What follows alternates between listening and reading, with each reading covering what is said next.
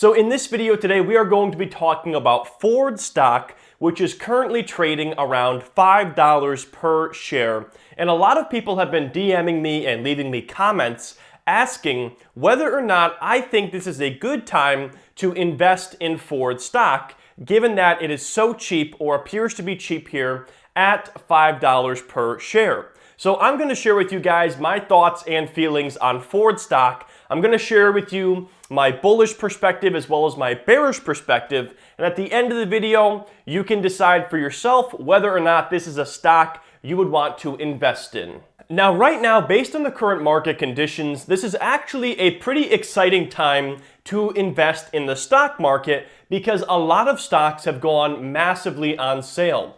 A couple of stocks I've purchased myself that have gone on sale include Boeing, as well as American Airlines and Delta Airlines, because I see these as buying opportunities in my opinion. So first of all, guys, before we get into my bullish and bearish perspective here on Ford stock, let's do a little recap as far as what has been going on with this stock over the last couple of years. So even though Ford stock is down massively over the last month or two, the slide actually began back in 2013 when Ford stock was trading for $17 per share or so.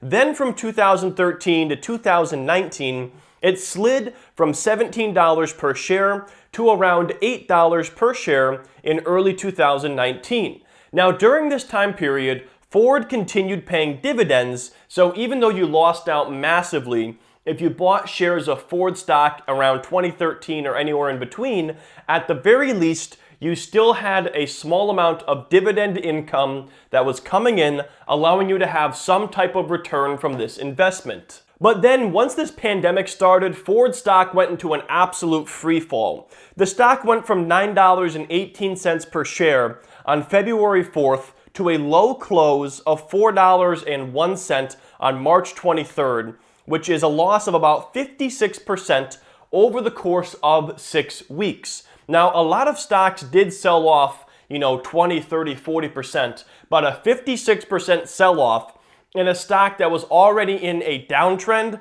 this was just an absolute insane move that we saw here with Ford stock. So if we compare the current price of Ford stock to where it was in 2013 when it was $17 per share, Ford stock is down about 76%. And to put this in perspective here for you guys, I want to compare an investment in Ford stock to an investment in the S&P 500. So in January 2013, if you invested $1,000 in the S&P 500, you would currently have $1,826, not including any dividend payments. On the other hand, if you invested that same $1,000 in Ford stock, you would be left with $354, not including dividends. So during one of the best bull markets that we have ever seen in history, Ford stock dropped about 76%. So I just wanted to explain this context here to set the stage for why we saw this mass exodus with Ford stock happening,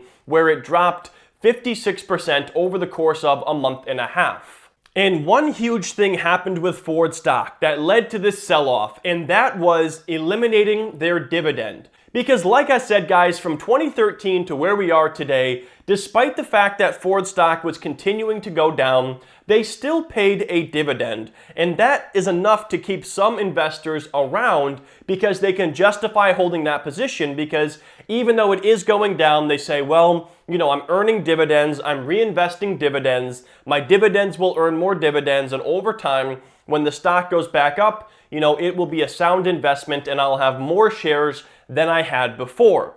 Well, that whole story changed when Ford had to eliminate their dividend entirely. They were paying a dividend of 15 cents per share, which they suspended on March 20th due to the virus and the slowdown expected of auto sales. Well, at that point, all of those people that were holding on to Ford stock for the dividend now had no logical reason to hold on to the stock because they had no potential way to get paid. They had seen virtually no capital gains on this stock since 2013. Their investment in terms of the share price went down massively if they bought pretty much any time in the last 7 years, and now the only reason for holding this stock, which was the dividend, was yanked out from under them. So as a result, we saw a mass exodus of this stock as battered investors finally threw in the towel. They said, I'm done, I give up, this stock is doomed, and they sold out of it, and that is why it went down so much in that 6-week period. Now, a lot of people got caught in a nasty trap here because before they eliminated their dividend, Ford was showing a double-digit dividend yield, and that's a topic we covered in another video called the #1 dividend investing mistake. I'll put a card up in the corner, but essentially, people will often buy into these high-yield dividend stocks and not realize that a dividend cut or a dividend suspension is right around the corner, so they end up buying a stock because they see a high dividend, the dividend gets cut, and then they're stuck bag holding a position they would have ordinarily never purchased if it wasn't for that dividend, and that's exactly what we saw happen here with Ford stock. And if you guys are enjoying this video so far, all that I ask is that you drop a like for the YouTube algorithm. It helps this video to be shared with more people. All right, so what is the bullish perspective here on Ford stock? Why would somebody buy a stock like this right now? And we are seeing people buying shares of Ford stock because it was as low as $4 per share, and now we are back up above $5. Well, here's the bullish perspective on Ford stock. I have 3 points to make here. Number one, we learned that Ford is eliminating all passenger cars because this is just not what they're good at. They have a very difficult time competing with Toyota and Honda with the overseas passenger cars, so they're exiting that business entirely, except for the Mustang, which is a very iconic vehicle and a big seller for them. So instead, they're going to focus on their SUVs like the Explorer and the Escape, as well as the very well-known Ford F-150. And they also brought back the Ford Ranger, which is a smaller truck that was popular, I think maybe 15 years ago or so. So essentially what they've done is they've mixed up their product lineup, they've axed the passenger cars, and they're going to focus in on what is working for them, which is primarily SUVs and trucks, as well as the Mustang. And lastly, one other interesting thing here is they are going to be doing a reboot of the Ford Bronco, which was a very popular vehicle back in the day, and they also launched an electric version of the Mustang, a Mustang SUV, and that's one that was kind of a mixed review for people. Some people were very upset about the fact that an SUV was being called a Mustang. However, visually it's a very attractive vehicle, but like we're going to talk about in my bearish perspective here, guys, I don't think this is going to be a huge life-saving vehicle for Ford in terms of the EV market as that becomes more popular. And the other thing is, people really think that Ford Bronco is pretty cool. I've seen it shared on social media, but it's unclear if people are actually going to buy one. A lot of times we see stuff, we go, oh, that's really cool. We share it with our friends, but are people actually going to go to the dealer and pony up, 30 or 40 grand, maybe 50, whatever the cost is, and actually purchase a Ford Bronco? That we will have to see when they actually release this vehicle. So it's kind of unclear whether or not that's going to be a big seller for them, or if it just generated a lot of social media hype. My second point here, as far as a bullish perspective here, is that Ford does have a relatively attractive balance sheet in terms of their cash situation. So despite the fact that Ford has gone down massively in the short term and sales are expected to plummet for automakers, they have hoarded a fair amount of cash. And this is a company that's been around for multiple recessions. They know what to do. They know how to get through a bear market and a recession.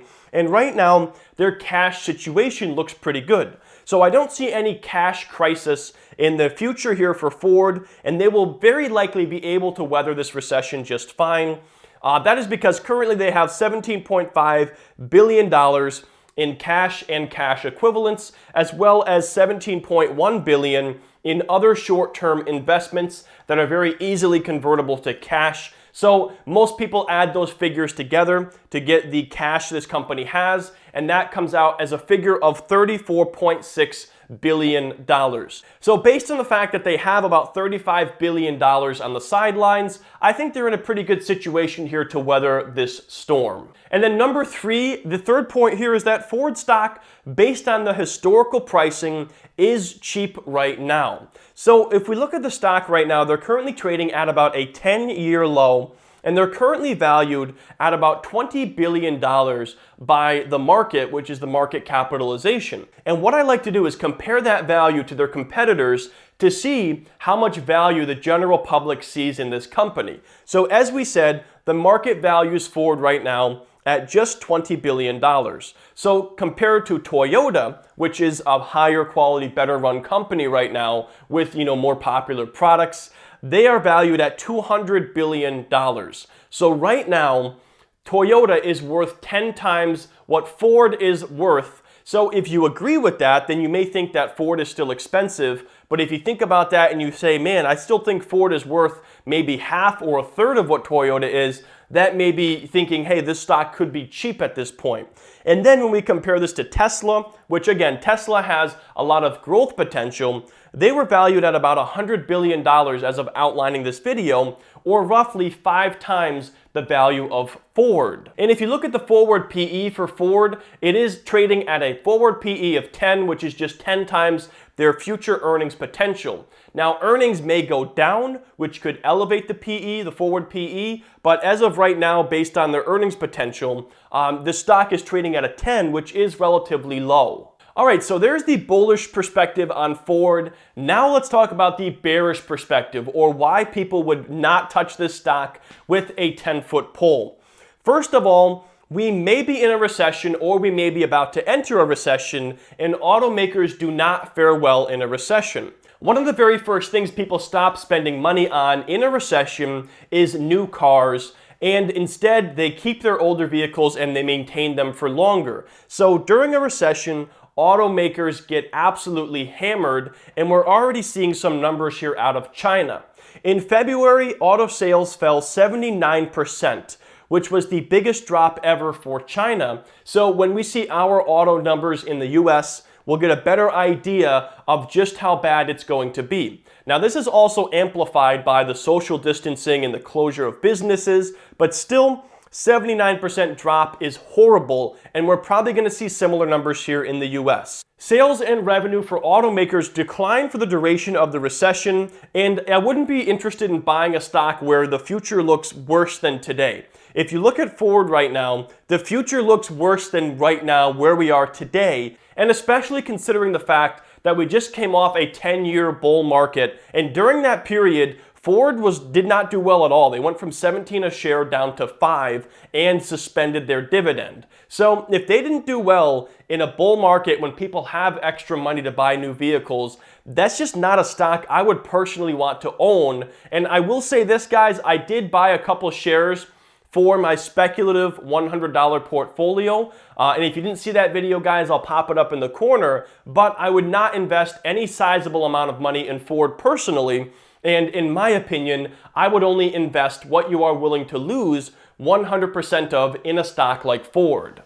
Second of all, another reason people are just exiting Ford is because of the declining market share of the American automakers. So Ford still does have about 14% market share in the US, which is second to General Motors, who has the lead in the US. However, market share has declined significantly for Ford. At one point, they had 19% market share here in the US, and now in 2019, they're down to 14%.